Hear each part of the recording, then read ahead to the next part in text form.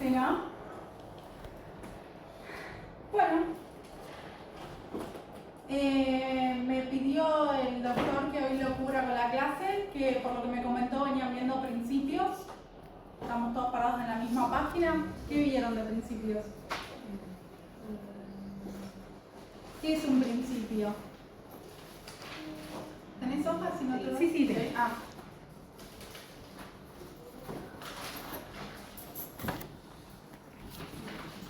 En el último proyecto estábamos viendo principio de igualdad y no discriminación. Sí. Vimos el Vamos un paso más atrás. ¿Qué es un principio?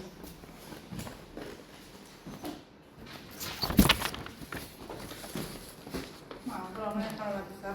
Es una guía, una directriz que dicta las pautas sobre las cuales el ordenamiento jurídico tiene que adaptarse y dictar los beneficios.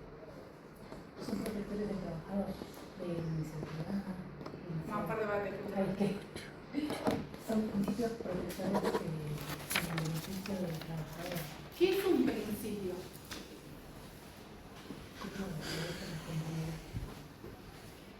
Así en abstracto, acá en derecho al trabajo, en civil, en penal, en donde sea. ¿Qué es un principio? Es un punto de partida para entender todo mal. Exacto, exacto. Lo que vos mencionás está perfecto, pero se refiere más como a las directrices generales, si se quiere, que están omnipresentes en las normas, ¿no? Y esto es muy bien que mencionaba el compañero de qué es un principio, o sea, por qué es un principio, por qué no es un principio y se da otra herramienta y demás. Es una mezcla de lo que mencionaban los dos, pero está perfecto lo que vos muy bien explicaste con tus propias palabras. Claramente está omnipresente en el texto normativo, independientemente de que esté expresamente mencionado o no, y esto es importante que lo tengamos en cuenta, teniendo en cuenta los cambios, ¿sí?, legislativos que vamos teniendo. Ahora visto lo del fallo, entonces estamos que entre que está vigente, no está vigente, qué regla aplicamos hoy por hoy en las relaciones del trabajo, ¿no? Entonces, cuando hablamos de un principio, hablamos muy bien de las directrices, de estas herramientas. Yo tengo como el qué busco, el qué y el cómo, ¿no? Y el qué es la finalidad, ¿sí?, que busca el ordenamiento jurídico.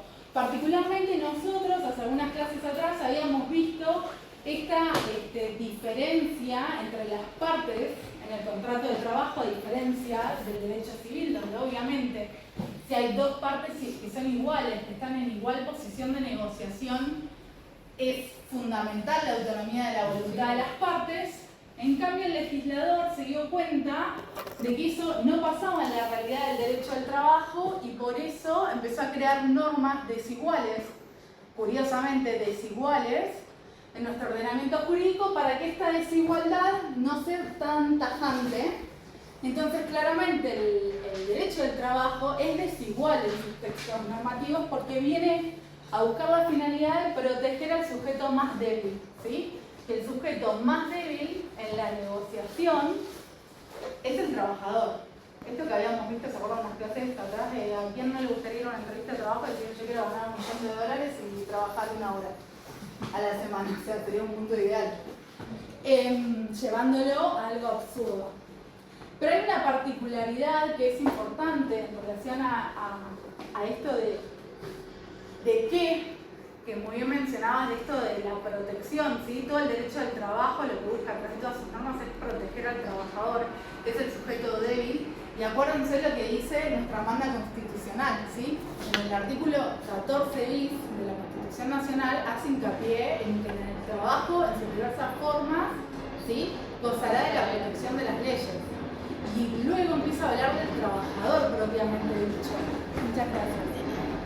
¿Sí? Entonces hace hincapié en el sujeto trabajador.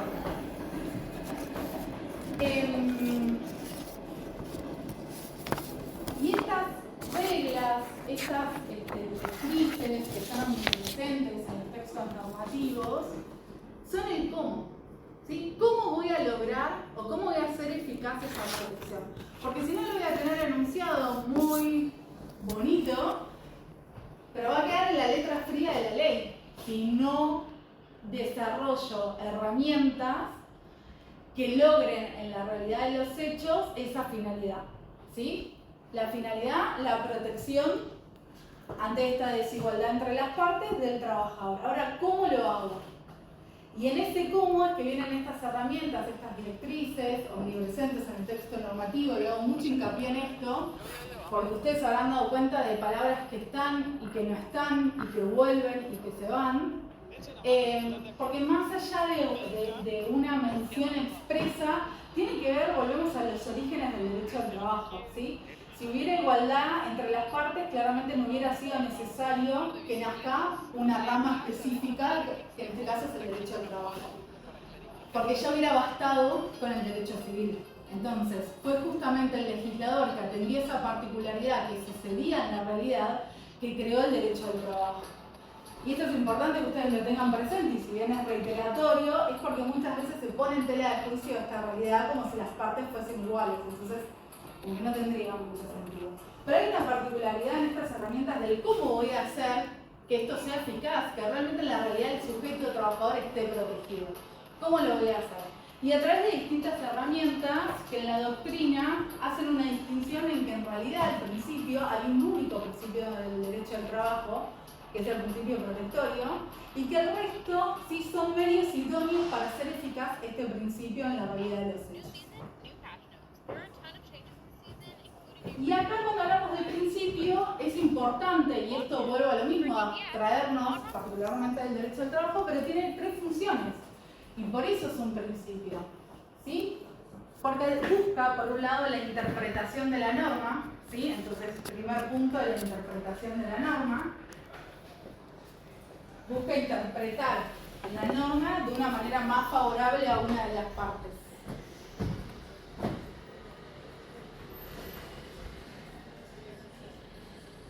Tiene información.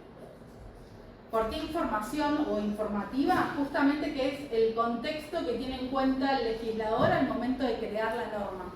Anótense, creación de la norma, ¿sí? Y por último, integración. ¿Por qué integración? ¿Se acuerdan las famosas lagunas en el derecho? ¿Sí? Justamente lo que viene es a zanjar este principio, ¿sí? Cuando hay una laguna del derecho, a ver cómo resolver. Y acá tenemos distintos operadores del derecho. Tenemos al juez, o sea, pensemos en los poderes, poder ejecutivo, legislativo y judicial. Cómo cada uno de los poderes del Estado va a interpretar la norma, cómo va a juzgar la norma. Y esto también me parece que es importante que ustedes lo tengan presente, porque en esta disparidad entre las partes que llamamos hiposuficiencia del trabajador, en el cual el trabajador está en una posición de desigual para negociar con el empleador, que es el sujeto fuerte, acuérdense que la clave para saber si estamos dentro del derecho al trabajo es la dependencia laboral, ¿sí? Que esta dependencia, ¿se acuerdan que es económica, técnica y jurídica? Económica justamente porque trabajo a cambio de una remuneración. Y cada vez que quiera entender qué se entiende por remuneración, puede ir al convenio 95 de la Organización Internacional del Trabajo. Independientemente de la denominación que le den las partes, ¿sí? Voy a ir al convenio que tiene jerarquía superior. Exacto, jerarquía superior a las leyes. Fíjense, dependencia económica, dijimos técnica y dijimos jurídica. ¿Qué entienden por técnica? ¿Qué se acuerdan? El empleador determina cómo se realizan las cosas.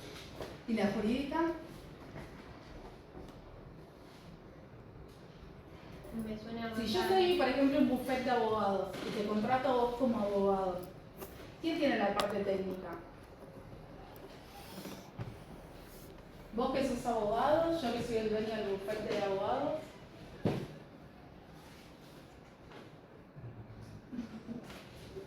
El abogado, o sea, la persona, el trabajador que contrataron, el abogado que contrataron. Puede suceder que sí, que sea el abogado, como puede suceder que no. No es lineal. Pero justamente un trabajador, cuanto más formado es, más sólido es en la parte técnica, menos dependencia técnica tendrá el empleador. Digo, no es lo mismo, por ejemplo, esto, si pensamos en un estudio jurídico, cuando se contrata a un estudiante de abogacía, que si se contrata a una persona que se recibió hace una semana, que si se contrata a un abogado que tiene 5 años de experiencia, que si se contrata a un abogado que tiene 30 años de experiencia en la materia, más allá del momento de recibido, cada abogado se va especializando en la. Entonces no es lineal, ¿sí? Pero la parte como más importante de la dependencia laboral es la jurídica. Esto de que el trabajador pasa a ser parte de una organización del trabajo, esto que tiene las facultades de organización y dirección y sancionatoria que está en cabeza del empleador. Entonces, yo como trabajador paso a formar parte de una organización, ¿sí? Supongamos, no sé, yo soy abogada y me contrata Coto. Coto tiene su centro de logística, tiene todas sus tiendas, todo su supermercado, distintos formatos, no sé, a lo largo del país. Yo sigo teniendo la parte técnica, porque soy abogada, entonces no dependo de que Coto venga y me capacite para ser abogada, pero estoy parte dentro de una organización donde hay ciertos procedimientos que hay que cumplir, tengo un horario que cumplir, voy y trabajo determinadas horas a cambio de una remuneración, ¿sí? Entonces eso me va determinando la dependencia laboral. En esta parte del ser, de esta dependencia jurídica, es importante que ustedes tengan en cuenta estos 3 poderes que están en cabeza de una sola persona.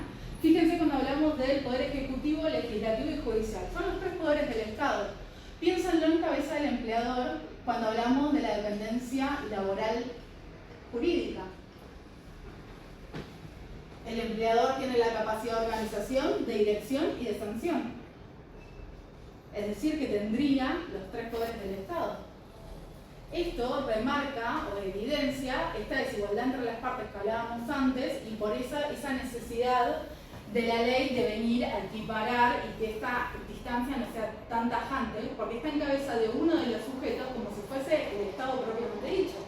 Te dice cómo hay que organizarse en el trabajo, te dice cómo hay que ejecutar ese trabajo y te sanciona si vos no lo haces de esa manera o en esos tiempos o en las reglas que te impuso el empleador.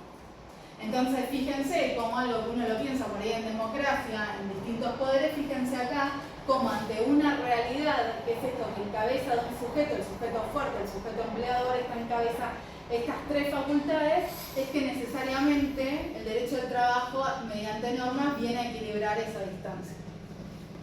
Y por eso esto de si hay dependencias que dentro del derecho del trabajo y si no, no, que donde más se evidencia es casos como Uber, casos como Rappi, ¿sí? Que se intenta disminuir o dibujar. Fíjense que ahí te califica el usuario y no te califica el empleador, pero en definitiva la app es la que ve tu calificación y en base a lo que van calificando los distintos usuarios llega a una conclusión, te asigna más viajes o no te los asigna. Entonces, parecería que mediante esas aplicaciones lo que se busca es distorsionar o que no sea tan lineal o tan tangible como era antes en una fábrica fordista muchísimos años atrás, empiezan esos modelos a intentar, ¿sí?, a que no sea tan blanco-negro y a desdibujar esta situación para que justamente se cuestione si hay dependencia laboral o no, porque si hay dependencia hay ciertos principios, que es lo que estamos viendo ahora, que aplican. Principio protectorio es el que no hay lugar a dudas de que es el principio rector del derecho al trabajo, ¿sí? Y es el fin, es el fin en sí mismo por el cual nace el derecho al trabajo. La doctrina, a su vez, establece que hay distintas herramientas o medios, ¿sí?, medios técnicos jurídicos para lograr esa finalidad sea efectiva en los hechos. ¿Qué medios técnicos jurídicos se les ocurre? Entiendo que son los que empezaron a hablar con el profesor.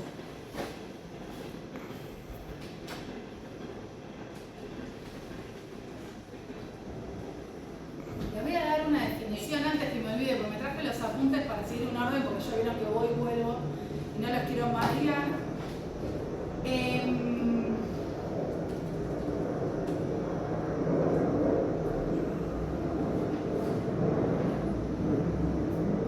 Tienen para anotar, ¿no? ¿Sí? Américo Pla Rodríguez dice: líneas, directrices que informan algunas normas, líneas directrices que informan algunas normas e inspiran directa e indirectamente una serie de soluciones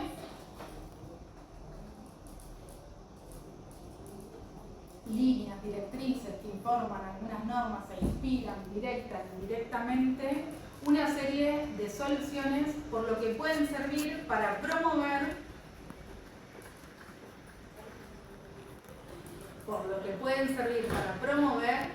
y encauzar la aprobación de nuevas normas,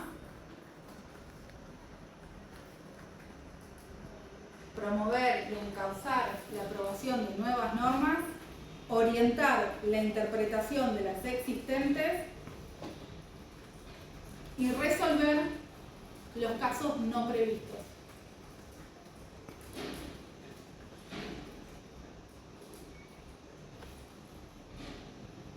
Orientar la interpretación de las existentes y resolver los casos no previstos.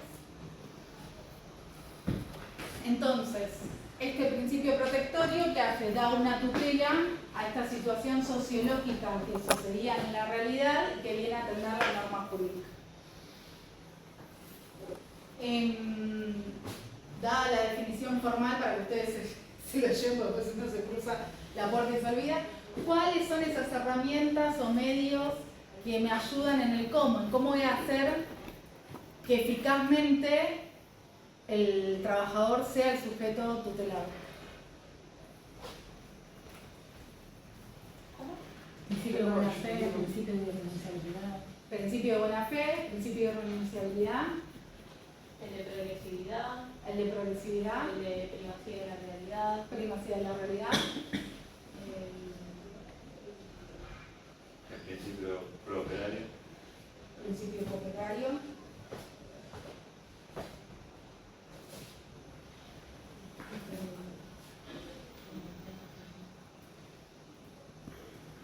¿vos ibas a decir algo más? Yo estaba pensando en la gratuidad para el empleado.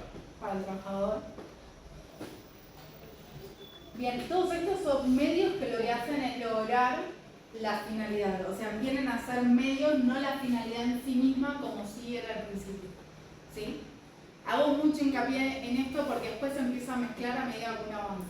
El principio de buena fe, que está previsto en el 63 de la Ley de Contrato de Trabajo, establece que antes, durante y después del vínculo de trabajo tiene que haber buena fe entre las partes y ahí aparece el famoso buen hombre de negocios, ¿sí? O el buen trabajador que tiene una conducta, ¿sí?, de buen empleado, algo que pensamos que es básico y no siempre sucede, está expresamente contemplado en la Ley de Contrato de Trabajo. Claramente, si yo, por ejemplo, ¿qué caso se les ocurre que sería violatorio al principio de buena fe?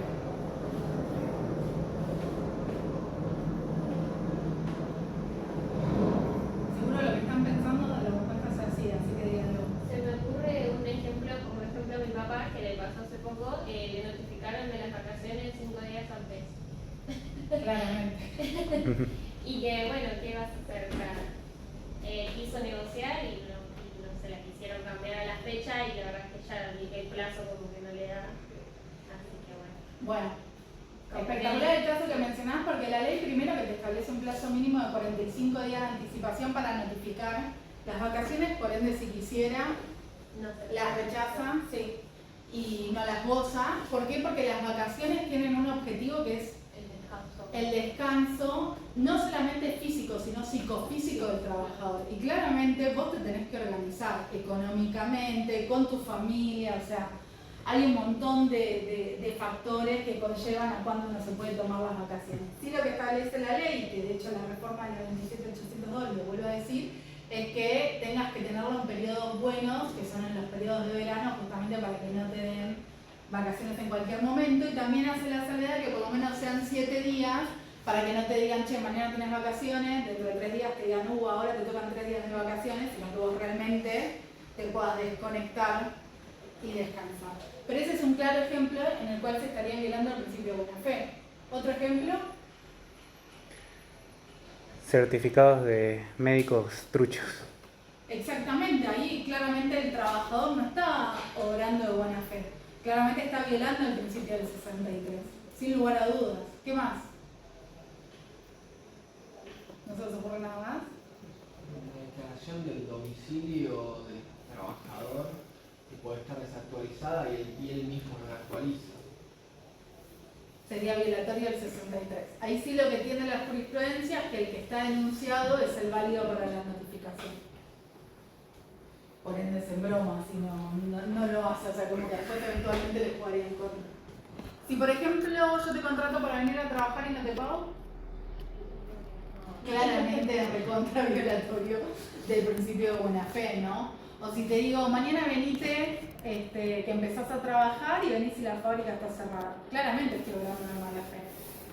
Si yo no te aviso nada de que no voy a ir a trabajar, estoy obrando de mala fe como trabajador. Si no aviso, no justifico, porque no hubo ninguna situación extraordinaria que me impidió que yo te pueda avisar, ponele, me atropelló un tren, claramente no te voy a avisar, pero me fui a jugar la pelota, claramente estoy violando el principio de buena fe entre las partes. Y con la remuneración es sumamente importante, y esto quiero que se lo resalten porque tiene carácter alimentario. Si el trabajador va y trabaja justamente para sobrevivir él y su grupo de familia, entonces cualquier sensibilidad en cuanto a tocar la remuneración, ¿sí? No es lo mismo que por ahí es como muy evidente la remuneración. Las horas extras no te pagan. Yo veo muchos comentarios Si te hacen hacer que horas nunca te extras. pagan como algo normal. Dice, ¿para qué me voy a quejar si me van a echar? ¿Para qué me voy a quejar si me van a suspender? Y es algo como súper cotidiano. Total. O que te avisen intempestivamente, che, no te vayas, quédate más horas porque no sé, pasó algo, no sé. Claramente hay que tener el principio de buena fe. ¿Qué es lo que busca el principio? Es que en esa realidad de lo que esté sucediendo, a ver, yo no estoy obligada a hacer horas extras, entonces si no me quedo a hacer horas extras, que vos no me puedas despedir con causa, por ejemplo. Pero obviamente se tensa el vínculo y es obviamente entendible que el vínculo con el empleador se tensa. Pero fíjense cómo todas esas cosas que ustedes muy bien mencionaban, está hablando de mala fe. Si yo, por ejemplo, te invento una causa y te despido con causa, claramente estoy obrando de mala fe.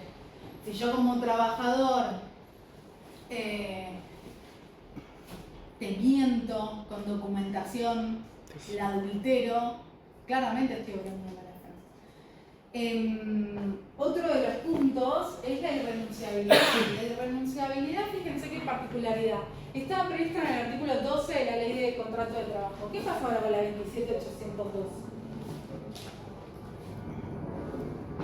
Se había eliminado el principio de renunciabilidad se aplica también a los contratos individuales de trabajo. ¿Cómo quedó redactado? Ahí. Y esa es una llave, ¿sí? Porque en el artículo 12 que estaba previsto, y ahí es importante, ¿qué es el orden público laboral? Concepto que tienen que tener atado a la irrenunciabilidad. ¿Qué es el orden público laboral?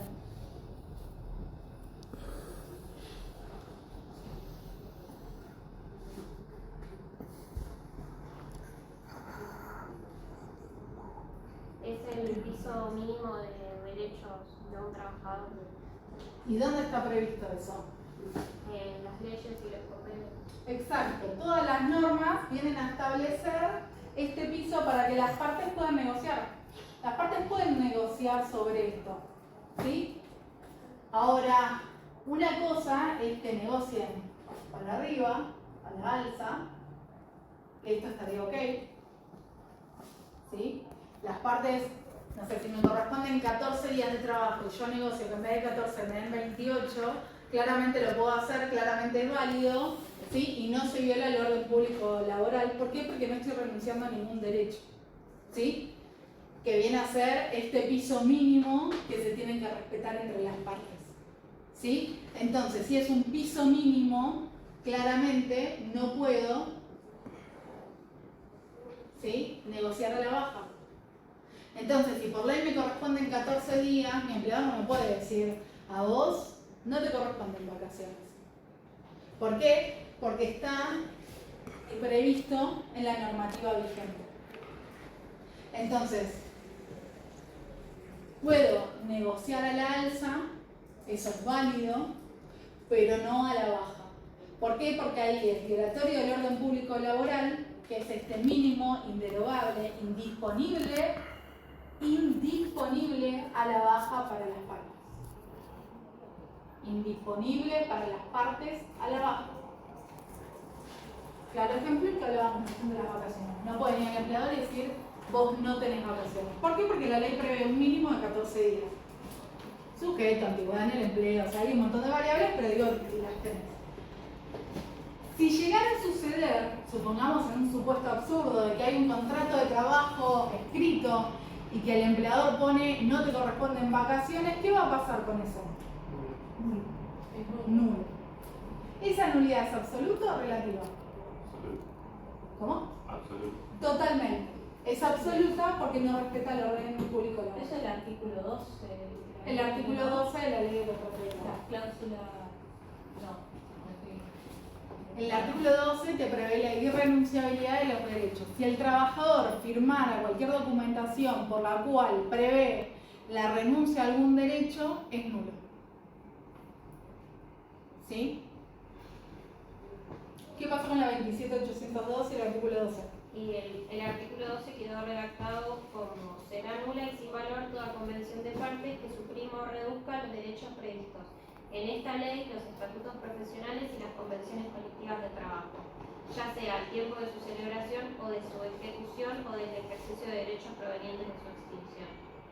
Perfecto. Es decir, que te deja incluso reclamarlo después de estar extinguido el vínculo laboral. ¿Sí? ¿Dudas hasta acá? ¿No? Otra de las herramientas que nos brinda, ¿sí?, el ordenamiento jurídico es el tema de la continuidad del vínculo laboral. ¿Sí? Ante la duda, ante cualquier duda que se tenga, se entiende o se va a interpretar los hechos, cualquier acontecimiento, ¿sí?, a favor de la continuidad del vínculo laboral. Entonces acá es muy importante porque, por ejemplo, si estoy evaluando un abandono de trabajo, tengo que estar muy seguro de que realmente está configurado para hacerlo efectivo. Porque si no, ante cualquier duda se va a interpretar, sí, a favor del trabajador. Entonces, por ejemplo, en el abandono de trabajo, la norma que te prevé que se intima al trabajador de buena fe a retomar labores y que si no, lo podés desvincular, ¿sí?, con causa por abandono de trabajo y no le pagás las indemnizaciones de ley. Le pagás los rubros no indemnizatorios en la liquidación final. Días trabajados, al proporcional, vacaciones no gozadas. Nada más.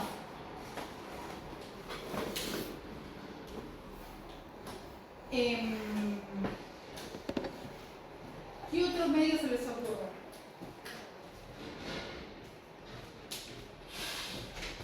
Hay un fallo, que quiero que se lo anoten.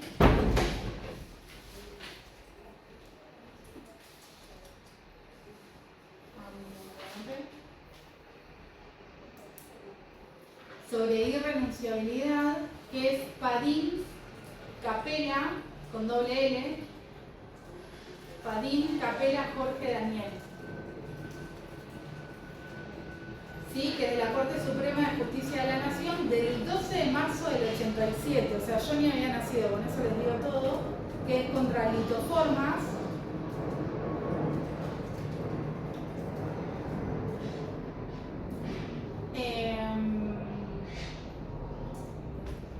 Que habla de esto de que las partes pueden modificar las condiciones de trabajo, pero que no se puede interpretar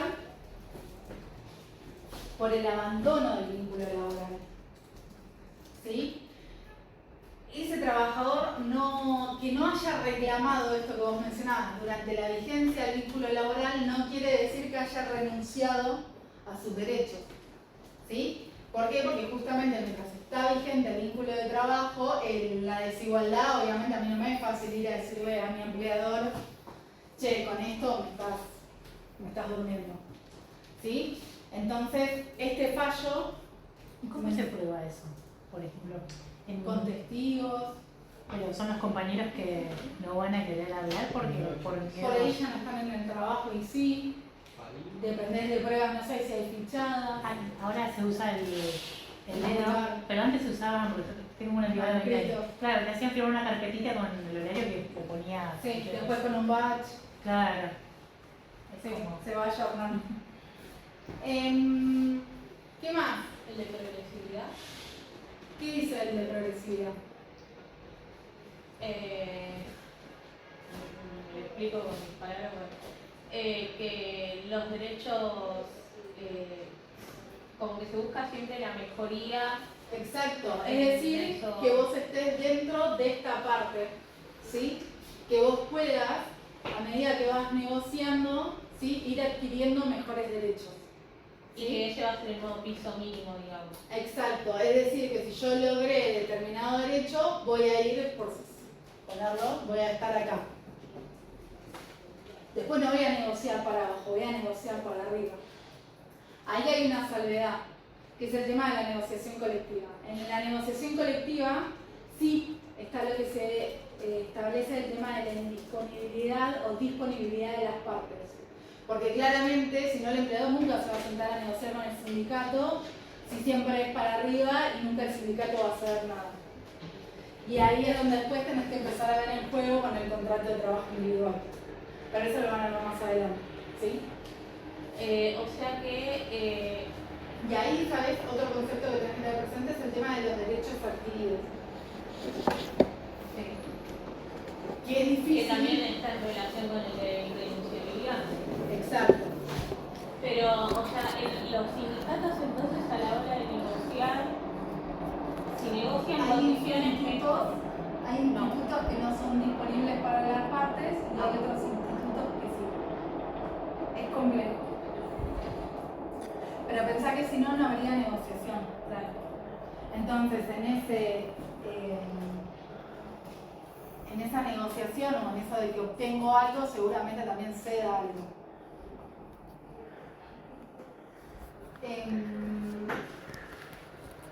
¿Qué más? ¿Le suena condición más favorable, Sí. norma más beneficiosa? pero eso con la ley de modernización laboral no quedó. ¿Qué pasó? Estudio preparario, eso se derogó. ¿Qué? ¿Cómo? Se derogó. Sobre la prueba. ¿Se derogó? Estudio preparario. ¿Y qué entienden entonces? Sí, vigente la norma más favorable y la condición más beneficiosa. ¿Y qué es la norma más favorable? Cuando dos normativas de igual. ¿Cómo se dice esto? Cuando hay una incompatibilidad entre dos normas, Creatividad. se supone que la más beneficiosa. De eso, de igual, cuando dos normativas de igual jerarquía chocan, se tiene que resolver teniendo en cuenta la que es más favorable para el trabajador. Pero creo que con la reforma, lo que es la parte de prueba, quedó, o sea, lo sacaron, quedó derogado. Sin verte la carga de la prueba. La presunción. Sí, ya se agregaron el dedo. Te estoy esperando, ¿eh? ¿Nada? No, ¿es? ¿Nada? ¿Sí? ¿Qué arrancamos diciendo en la clase? Que son los principios, son una directriz, una guía. ¿Y tiene que estar escrita, mencionada expresamente en el texto? No necesariamente. Es medio ambiguo. Entonces cuando me dicen se derogó, ¿Cuál es la pregunta? Podés pelearla para. A lo que vas es que podés pelearlo para que. Sí. Porque en la Constitución. si vas al 14 bis, Claro. que es la primera norma que mencionamos al comienzo de la clase, Todas las leyes. Sí, buscarán una. Los trabajadores gozarán de la protección. ¿qué es la norma más favorable? más beneficiosa? La que otorgue mejores condiciones. Voy a estar pensando en la pirámide de Kelsen, ¿se acuerdan? Sí. Ahora hubo una palabra que a vos te faltó mencionar y a vos también. Una palabrita que te cambia todo. Si la norma no está vigente, Al principio sí. ¿cómo? Al principio sí. Si estoy hablando de la norma más favorable, la palabra clave es vigente. Esa es la palabrita que te tenés que acordar cuando hablas de la norma más favorable. Que sea la norma más favorable al trabajador y que esté vigente. Si no está vigente, no la tengo que analizar.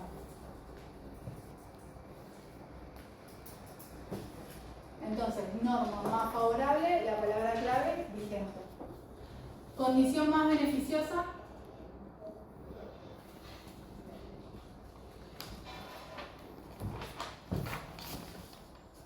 Condición más beneficiosa.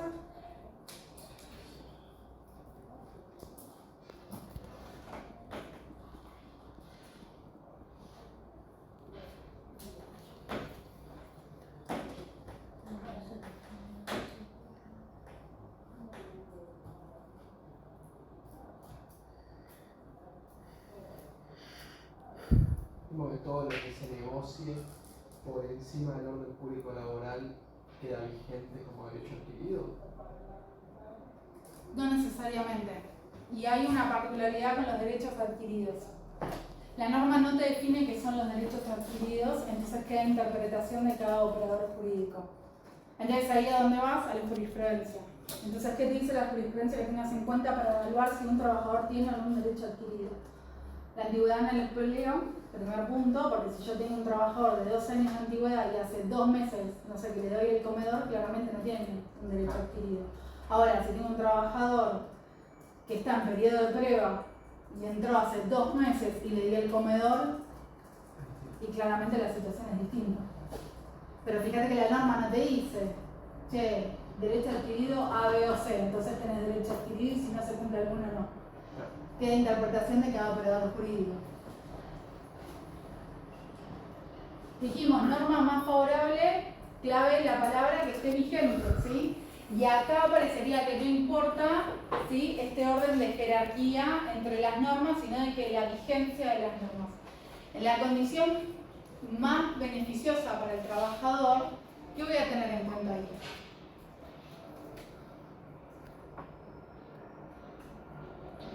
Favorable para el trabajador.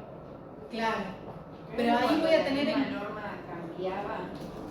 Claro, ahí voy a tener un factor clave que es el tiempo, ¿sí? El orden de prelación de las normas. Una norma sucesiva a la otra. Entonces, si esta norma, yo tengo, lo voy a hacer como si fuesen corchetes, esta norma con distintas versiones, ¿sí? Pero esta tiene una particularidad que es menos beneficiosa que esta. ¿Cuál es la norma más favorable? A pesar que acá esto es hoy y esto fue ayer. Y entonces la 27802, Sí, por el principio. ¿necesito que me mencione un principio para que sea un principio de derecho al trabajo? No. Por ende, que esté derogado no me deroga el derecho al trabajo. Primer punto. Segundo, No, y voy a aparte ir a eso, analizar. el indubio properiori no iba directamente, no era algo que iba dirigido al juez. A la interpretación del juez en las lagunas de la norma y en relación a la prueba, que es lo que te establece el artículo 9 de la Ley de Contrato de Trabajo. Claro, era la presunción. Exacto, Y entonces, ahora cambia que yo lo tengo que probar como si el fuese civil. trabajador, claro. el que alega prueba. Ahora, ¿qué pasa si no lo podés probar o la prueba no es tan sólida? ¿Cómo lo va a interpretar el juez? Si va al 14 bis, Es que para eso está creado el derecho al trabajo. El juez, sin ese principio, ya siempre debería pensar a favor del trabajador. por eso vuelvo a la... ¿Vieron por qué voy como eslabón a eslabón? Porque entonces no me importa si la 27802 no me nombra el principio de buena fe. Porque es un principio rector del derecho al trabajo. No me importa si no me menciona el indubio properario. ¿Que no voy a proteger al trabajador? ¿A quién voy a proteger si nació el derecho al trabajo para eso? Y entiendo que en ese sentido van a ir los planteos al Poder Judicial, porque si no es como que entonces me derogaste el derecho al trabajo.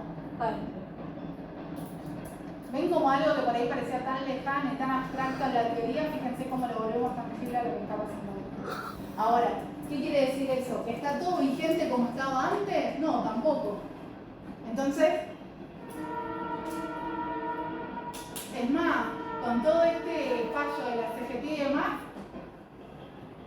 la CGT reúne los sindicatos con personería jurídica y tiene personería jurídica la CGT, pero por algo también existe la CTA. La CTA no tiene personería gremial. La CGT sí. Entonces, ¿qué dependía? Si estoy bajo de la órbita de la CGT, que entonces me aplica la cautelar y si no, no. Son más preguntas que respuestas. O sea, no quiero que piensen que yo me sé todo, que yo no estoy igual. No sabemos nadie nada. Yo creo que hasta el juez que tiene que analizar hoy por hoy no sabe qué hacer. Pero sí me parece que es importante que ustedes esto lo tengan presente, porque algo que por ahí, no sé, yo cuando lo estudié era tan abstracto, tan que vos decías, este señor ya ni vive y está con esta teoría, y ahora te lo volvés a replantear y entendés por qué es tan importante entender las bases. Porque va a ser como vos vas a interpretar. Entonces, a diferencia, vuelvo a esto, de la norma más favorable que dijimos, la clave es pensar en la pirámide de Kelsen y en la palabra de que diga vigente. Acá fíjense que es en la sucesión de las normas. ¿Sí? Entonces acá es importante tener en cuenta dos principios que yo, esto me lo anoté porque quiero que se lo lleven. Norma más favorable busca resolver la articulación entre fuentes vigentes. Busca resolver articulación entre fuentes vigentes. Es decir, que independientemente de la jerarquía jurídica, deberá aplicarse la más favorable al trabajador. Yo sé que les hago los dibujitos, pero porque yo tengo memoria visual. Entonces, parecería que hay un orden de prelación por sobre un orden de jerarquía. Podría suceder que un decreto sea más beneficioso que una ley. Condición más beneficiosa. Anótense, sucesión normativa. Parecería que tendría una norma anterior versus una norma posterior. Entonces pareciera que deroga el principio general del derecho, que norma posterior deroga norma anterior. Parecería que deroga principio general del derecho, norma posterior deroga norma anterior. Y el indubio properario, que vos muy bien mencionabas, del artículo 9 de la Ley de Contrato de Trabajo, ¿qué dice? Y acá quiero que te abras dos llaves. Una, en caso de duda en cuanto a la interpretación o al alcance de la norma, voy por la más beneficiosa para el trabajador.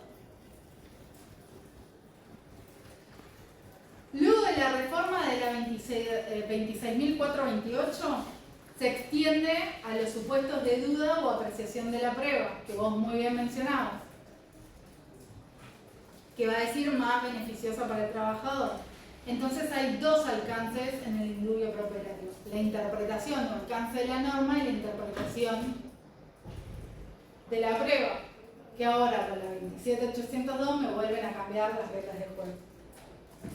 Entre los principios generales que se mencionan, estos principios secundarios, reglas o medios técnicos para garantizar la efectiva protección del trabajador, tenemos irrenunciabilidad, continuidad del vínculo laboral, primacía de la realidad, buena fe, igualdad, progresividad, ajeidad de los riesgos, norma más favorable, condición más beneficiosa, indubio properario, y podemos seguir.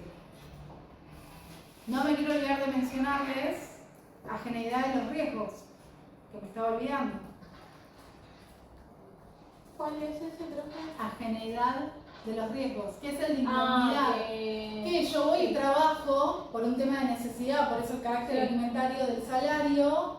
No es justo que quien decida emprender sabe o analiza los riesgos que puede conllevar que los traslade a la otra parte. Entonces, por ejemplo, los casos de fuerza mayor, ¿qué dice la doctrina de jurisprudencia? Che, te tienen que analizar pero restrictivamente, porque si no en Argentina que vivimos en crisis económica todo el tiempo nos estarían sacando los salarios. Sí, así, incluso hay como un orden de prelación entre los trabajadores que tengan cargas de familia y, Sí, por ejemplo, cuando sí. la empresa tiene Según que la estar antigüedad de con las una cargas de crisis, familia, sí. sí. ¿Qué quiero que se anoten la generalidad de los riesgos y con esto cerramos? El trabajador no participa necesariamente en las ganancias del empresario, es decir, lo puede hacer, sí, lo puede hacer, pero ¿qué dijimos? Siempre en las mejores. No sería justo que, che, pierdo plata, entonces voy y pongo plata para ir a trabajar, no tiene sentido. Entonces el trabajador no tiene que cargar con los riesgos. Las adversidades económicas del empleador deben ser analizadas con carácter, ¿qué dijimos? Restrictivo. Los riesgos inherentes a la organización, deben ser asumidos por el empresario. El empresario tiene un deber de prevención, ¿sí? Si yo voy, trabajo y me corto el brazo, ¿tiene algún sentido? No, no me lo puede reparar, no me vuelven a poner un brazo. Por eso es tan importante la prevención en cabeza del empleador. Y acá hay dos riesgos, riesgos internos, como puede ser la maquinaria, y riesgos externos, como el cambio del dólar. Creo que si estos riesgos no los asumiera el trabajador y los asumiera el trabajador, ¿qué hubiera pasado, por ejemplo, en Argentina en el 2001? No. Estaríamos todos hoy por hoy cobrando en Marrecón. O sea, yo lo llevo a ejemplos burdos, pero para que usted fíjense todo lo que está protegiendo implícitamente. Si uno saldría de ahí, la consecuencia netamente sería eso. No tengo dudas. ¿Dudas? Todos estos principios forman parte del principio protectorio. Son los medios, digamos, para... Son medios o asegurar- principios secundarios porque tenés un único principio en realidad que es el principio protectorio. Claro, Todo esto son porque- reglas o medios para esta finalidad que es el principio por el cual se creó la materia. El principio rector en las relaciones individuales del trabajo es el principio protectorio del trabajador. En relaciones colectivas del trabajo es la libertad sindical. ¿Dudas? ¿Consultas? ¿Pueden ir en paz? No les quiero quemar más la cabeza. ¿A alguien le faltó